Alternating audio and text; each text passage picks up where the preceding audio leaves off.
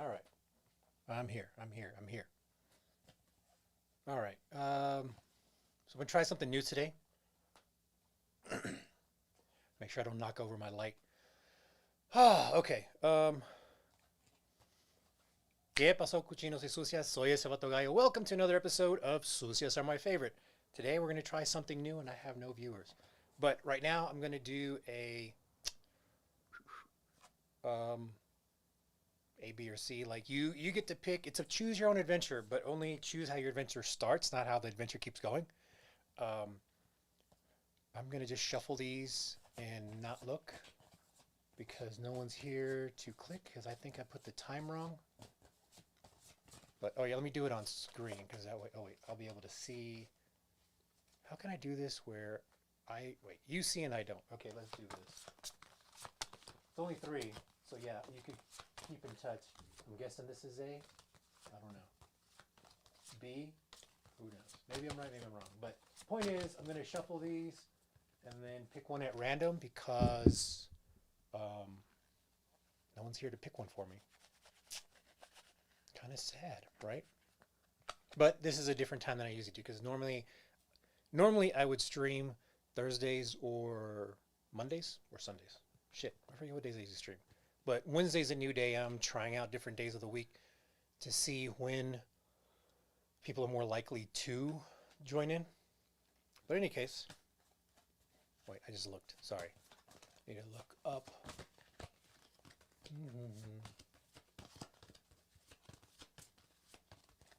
Right. Okay. Okay, I know this one's A. The front one is A. I don't know what the other two are behind it, but let's see if I can pick one at random.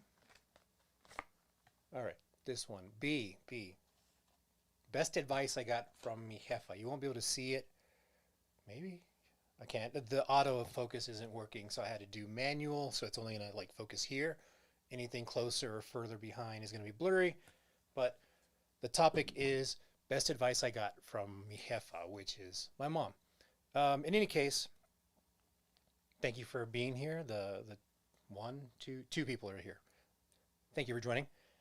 This episode is going to just be me talking about the best advice I got from my mother, which are kind of three. I want to say it's three, but my memory's failing because I know for sure two. But first, I want to talk about my mom in the first place, kind of give you an idea of who she was and um, the kind of stuff I had to deal with growing up and how it helped me become a better me, right? So, okay, let's try this again. We have two people here now. I already picked the subject, right? In any case, so my mom was born in Mexico, and she came over here when she was 19, 20, or came to Texas, came to the United States. She ended up in Houston, met my father after a whirlwind romance, I guess. I never got the story from either of them, which is another thing to talk about my mom. I never got the full story as to how they got together or whatever, because it really didn't interest me as a kid. And of course, she died when I was a kid, so there's no one to ask but my father. But my father was not the type of person to share feelings and stuff. Like the stuff I got from him was more from me just being around him when he monologued. In any case, with my mother, um, came to the US. She actually spoke pretty good English. She had a slight accent, like you could tell she wasn't from here, and you would assume she was Latin American, but you couldn't tell from where in Latin America she was from. Because she did her best to always try to improve her speech. She was an excellent speller, although of course she couldn't tell you how to spell a word, but she can tell if a word was spelled incorrectly. So in any case, that was one of the little quirks about her. Growing up with her was kind of tough because she didn't cut me much slack as most mothers I see nowadays with their sons, especially like my female friends. They're like, oh my baby boy. They're like, no, get the fuck over here. Do this, do that, right? When going to get groceries or anywhere that was a store, she would often tell me, hey, don't ask for nothing. She wouldn't go through a whole lecture. She wouldn't do me a whole thing. She would just, don't ask for anything. You're not going to get anything today. I don't have any money.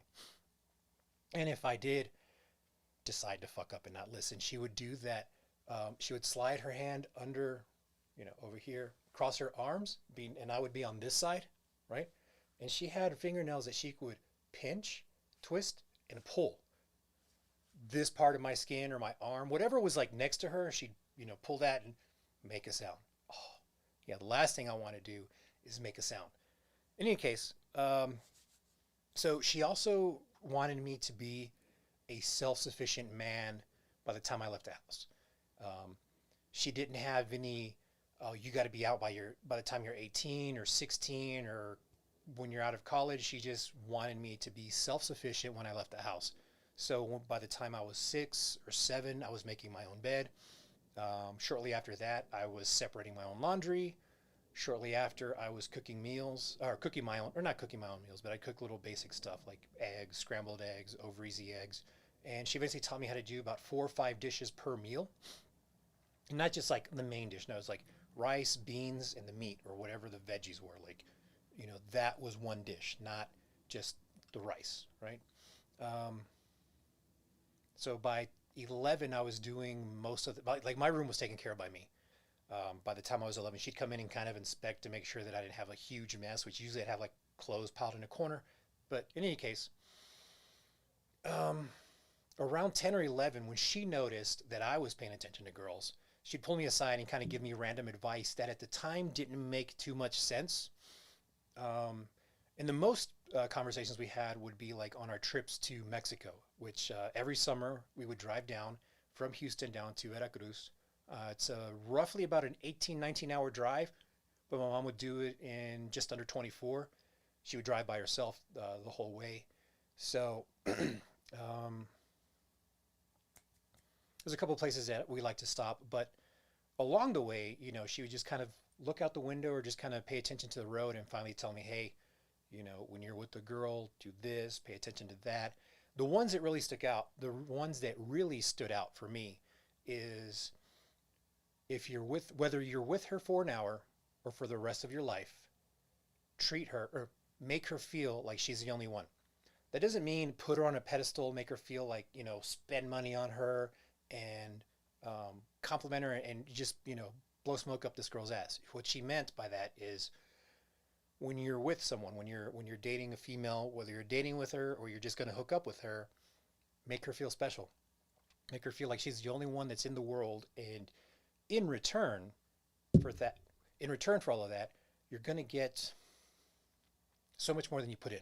Um, and it's kind of a similar thing that I've noticed that you do with mothers. If you just give them like a little bit of love, um, or well, hard way to say this because I've never been with the mother. Whatever. Okay.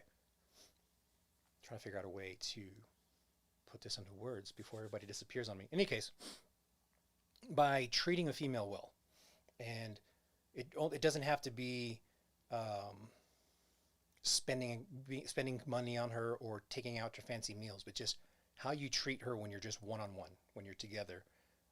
Can you will reap what you sow. You'll get better returns on your investment. There's all kinds of analogies, similes, metaphors I could use, but the point is, be good to the woman that you're with, and you're gonna have a great life. That doesn't mean um, be subservient to her or to be a lackey or to be, oh, you're so pretty or you're so gorgeous. Just let her know that between you and her, that's it. That right now, you and her are the only ones in the world. Also, growing up with my mother, there was a lot of like toughness that I kind of got from her. She was a loan shark, among other things, but one of the things she was a loan shark. And when she died, it was, in hindsight, it was a little bit funny that people were commenting like, well, at least, uh, I'll tell you what, hang on, time out. Someone's at the door. Give me a minute.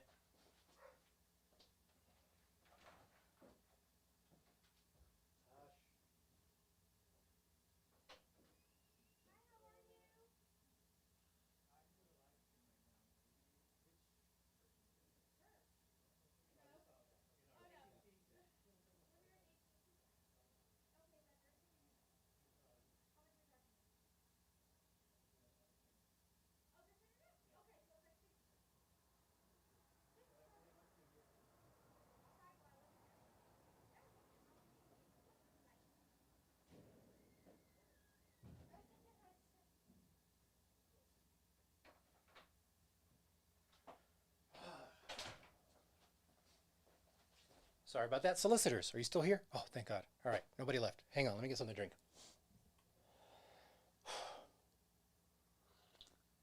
You know, you can also comment in the chat.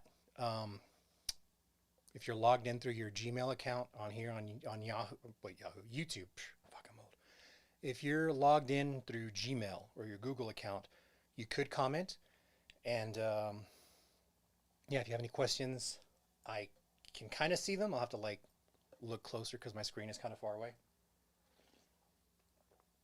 In any case, solicitors were at the door, and where was I?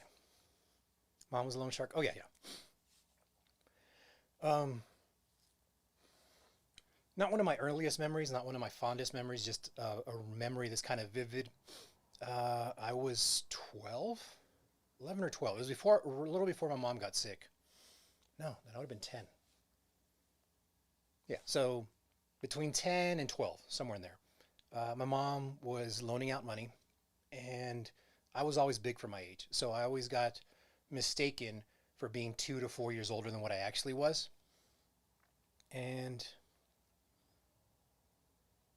it'd get me into fights with other kids in school, outside of school, a whole bunch of other stuff. But my mom kind of used that to her advantage. See, at one point, actually, she didn't even use it. It was just more, I'll just talk about it and you decide what you think the situation is. So, my mom lent out money. One guy in particular was hounding her for weeks to borrow money, but he was um, not kind of vouched for. Like he heard from someone who heard from someone that my mom lent money versus someone told him, hey, if you need to borrow money, go see Manuela and she will hook you up. Like it wasn't that someone brought this guy to my mom. He just kind of heard through the grapevine, right? And borrowed money from my mom. Don't know how much it was, but he was hounding her for a couple of weeks to borrow the money because I do recall him coming by like, hey, you know, I really need this, I really need this, this is coming up. And, you know, there was a sense of urgency that I recall, but it's not like the urgency we have today. Like if you don't have 500 bucks on you, you're not going to get that eBay item. You know, back then it was like, yeah, you know, it's on sale at a pawn shop or whatever it was that this guy wanted. There wasn't that immediacy that he needed it, or you know, not the same type of urgency as like an online or a marketplace deal or whatever, right? In any case, so he was hounding and hounding, came by. Finally, my mom decided to go ahead and lend this guy money. Payments were going to be every week starting the next Friday. Friday rolls around, this guy doesn't show up. Mom calls a number, guy's not there. Oh, he just went to work or he just something. But didn't piss off my mom, just kind of like frustrated her because like, hey, you know, you're supposed to be here at a certain time. She calls on Saturday, calls on Sunday. Sunday afternoon, she takes me with her. We go to this random bar, right? At this bar, they served food and they had cloth napkins, knife, fork, steak knife, whatever, because they served steak apparently, whatever. But it was still during daytime hours where in Texas a kid could be in there so long as they're not, well, I mean, they're not going to be drinking, but it was also kind of a pub. So they served food. So it wasn't no one under 21 was allowed. Anyone can go in. The details are fuzzy what led up to this, but what happened is like clear as day. So my mom starts talking to the guy. She's like, hey, look, you know, for a couple of weeks you come looking for me. I'm sorry. The guy's just like apologizing. Don't interrupt me. All week long, you were a couple of weeks you were looking for me. I finally lent you the money last Friday. Yeah. I'm so sorry. I told you not to interrupt me. So you look for me, you find me, I lend you the money, and you said you're going to pay me on Friday, and you're not paying the whole thing. You just got to pay for it. I know, but I thought I was going to have them. And she just like standing at the table, unrolls a napkin. The guy is just going, I'm sorry. It's just that, you know, this, that, and the other. Whack. My mom stabs the guy in the forearm. She told him, I told you not to interrupt me. And then he's over there holding his forearm and don't you fucking leave. So he's there holding his arm, fucking whimpering and looking around, looking for someone to kind of help him. Nobody's really paying attention. She finishes her monologue basically saying, hey, You know, you said this, you promised me that, you didn't show up, you broke your word, and so now I want my money. And the guy, whimpering, whatever, was struggling to get his, I guess it was his right hand that was dominant. So he's like trying to reach into his right pocket with his left hand, pays my mom in full.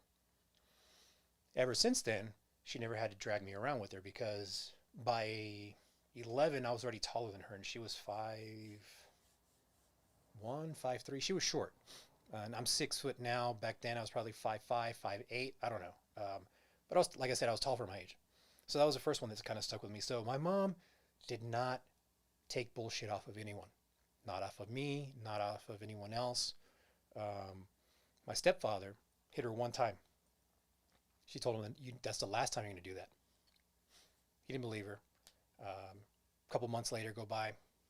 He gets drunk, comes home again. He comes in all drunk and yelling at her for whatever. She knocked him out with the frying pan. Stripped off his clothes, took his money, hog-tied him, left him there. Next morning he wakes up screaming and yelling, blah, blah, blah, blah. And, you better let me go or I'm going to fuck you up. Gets a pan, knocks him out again. He wakes up, I don't know how much longer later, and he's like, what the fuck's wrong with you? And she knocks him out again with the frying pan. He wakes up. Finally, he's calm. He go to the restroom, blah, blah, blah, this, that, and the other. I told you, you're never going to hit me again. That was it. A couple years later, they got divorced. But in any case, so that was my mother. Now, that's not the essence of her, but that was like, she was fearless, right? Actually, that was the best advice. What was the other one? Was it an hour? Damn it. There's another good one. Now I can't remember. Crap. I'm going to bore you guys here pretty soon because I can't think of what the fuck the other one was. I know there was two. Oh, yeah. Sorry, there it goes. So the way she was raising me to cook, clean, and take care of myself, all this other happy horseshit of how to be a self-sufficient man, right? And also to be a gentleman. She also taught me to, walk on the traffic side of the road, to be aware because, if I'm walking hand in hand with my girlfriend or wrap my arm around her waist, I'm on the traffic side and I can pay attention, right? So if I see a car coming, a car comes off the road, I can push the girl away or jump with her away. But that was the reasoning for that one. Pulling out chairs, standing up when they leave, which is something I still do, but I only do that with a girl that I'm dating or I am hooking up with, but hooking up with consistently, not like some random girl that I meet at a bar. No, this is like someone I've already hooked up with a couple of times. We're going out on actual dates, pulling out their chair, standing up with them, um, opening the doors for them. Actually, I have one kind of rule that even my ex-wife, is as fiery as she was, if some of you, well, whoever ends up seeing this, if you knew my wife Red, um, as feisty and as fiery as she wasn't allowed to touch door handles whenever she was with me. Um, and that's kind of a rule I just have. You don't touch door handles when we're dating. I open your doors for you. And it's not just a chivalry thing, but it's also a security thing. Um, Having been in the military, I'm more spatially aware and kind of instinctively do threat assessments, even though I don't talk about that much. But the idea behind that is to, if anyone's trying to come up behind us and mug us, I can see in the reflection of the door as I'm pulling it what's happening. I pay attention. I am a big people watcher, and I watch Human Nature a lot. You might hear some of my other um, podcasts or videos that talk about me being a people watcher or just being interested in human nature in general. Like I said, I don't know the terms. I'm not a psychologist or anything in mental health, but hi, Lokita. Nice to see you. Sorry. So in any case, train of thought. Yeah, so being aware of my surroundings, I can assess threats. And I also had been in a lot of fights as a kid, from basically 10 until 15 when I went to go move in with my father when my mom died. Um, so yeah, the opening the door handles, that kind of thing. leading them by the small of their back, above the waist, kind of like small of the back, whatever that part of you agree with, just above the butt, or by the shoulders and the neck. If it's in a crowded space, I'll usually like kind of hold her back here by the nape of her neck, right? That's what it's called. Hold them there and kind of lead them. I'm looking above them so I can see where the crowd is, any openings in, and I can just kind of push and then pressure on her shoulder to kind of like pull her back to make her turn to the right, or pressure on her shoulder with my thumb to make her turn to the left. Um, or whichever finger, whichever hand I'm using, pressure her so that makes force tells her, hey, you need to turn here, instead of like leaning in a crowd trying to whisper or yell in her ear, hey, turn right, slow down.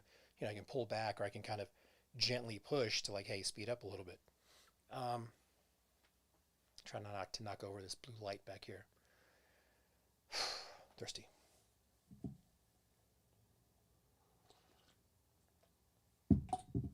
And Lokita and anybody else that's in here, you can ask questions if there's anything you want me to clarify. I don't know who the second person is, but thank you, other person that's here. Damn it, I had the other advice. I thought about it. Oh yeah, so she taught me to be a gentleman, right? Um, and with that, showing her respect, showing the female respect, is um, kind of a way to like not demand, but or expect. But if you give respect, you'll usually get it back. And that was kind of the concept my mom was trying to give me, because she told me eventually that when you get out of this house, you're not going to go straight to get married. And that was the reasoning for her training me or raising me the way she did, with cooking and cleaning and taking care of myself. Because when I move out on my own, she's not going to do it for me. Once I'm out of the house, that's it. She doesn't have to take care of me. She doesn't have to do for me. She's not going to be like other, stereotypical mothers of, different ethnicities that, the son comes home and, brings home his dirty laundry, and she's going to cook him a big meal because he showed up. Like, no, once you're out, you're on your own. If dinner's being served when you come home, then you'll get it. If there's leftovers, you can have some of that. But, she's not my maid once I'm out of the house. So that was the idea for the way she was raising me. Also, that I should expect at the very least that my wife, my future queen, that person, that female, would be able to do the same as me, and we can help each other in our relationship. Um, and I don't remember the phrasing she used, because this one I kind of just put out of my mind, because I never thought I was going to live past 20. For some reason, when I was a kid, 20 was just like, that's never going to happen. I'm never going to be legal drinking age. The other one is I never thought I'd get married until I was like in my 30s or 40s. Um, what was I? Yeah, 30s or 40s, wasn't going to get married. So it never dawned on me to remember what she had said, but what the other piece of advice that she gave me was something along the lines of, you know, you deserve a queen. You deserve to be treated as a king, but you have to respect and treat your queen the same way. You can't expect to be treated like a king and treat her like a servant. She's your wife. She's your queen. She's your equal. Um, I don't think she used equal, but in any case, so those are the three, right? Whether you're with her for an hour or the rest of your life, make her feel like she's the only one. Treat her like a queen, or not treat her like a queen. Fuck, I can't even remember the whole king and queen thing, right? What's the third one? I could have sworn there was a third one too.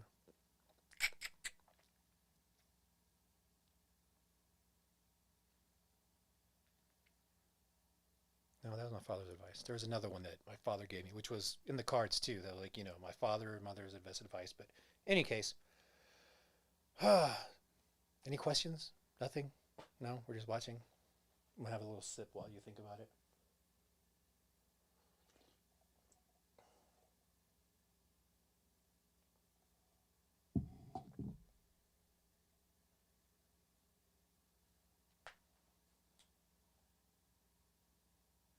Something's making noise in here. You probably can't hear, but I can hear it here. Okay, yeah. So that monitor, my audio monitor, isn't showing anything when I'm not speaking, but I can hear a loud fan coming from over here. So, in any case, thank you for joining. This was a short one. I thought I would have more to talk about my mom. I mean, there's a lot, but I mean, this was just specifically about the advice I got from my mom. Um, my mom was a boss, was a beast, you know, whatever you want to call it. I mean, she was savage. She didn't take any shit. She was like a mean little honey badger. Wait, 5 feet is about like here, right? 5'1". She was about this tall, somewhere here. Of course, you can't see. I'm 6, right? And actually, that's 6 feet too, but because I'm further away, it looks taller or whatever. But in any case, yeah, thank you for being here. I appreciate you for joining in on the show, on the shit show, because I really don't know what I'm doing here. But I'll have another episode next week. I'm going to have it all, not all, but outline. There we go. Highlights. I need to figure out a better word. Bullet points. That's what I do. Bullet points. I'll like write out the whole thing, then shorten it down to bullet points so I know I want to talk about certain things. Unless it's a definition, then I'll have that all written out.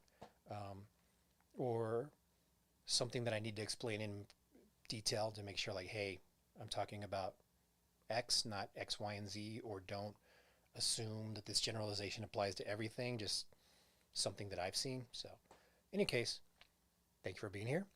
I appreciate you. If you haven't been here before, I want you to know that I love you. As a human being, I love you. Thanks again. Till next time, besos.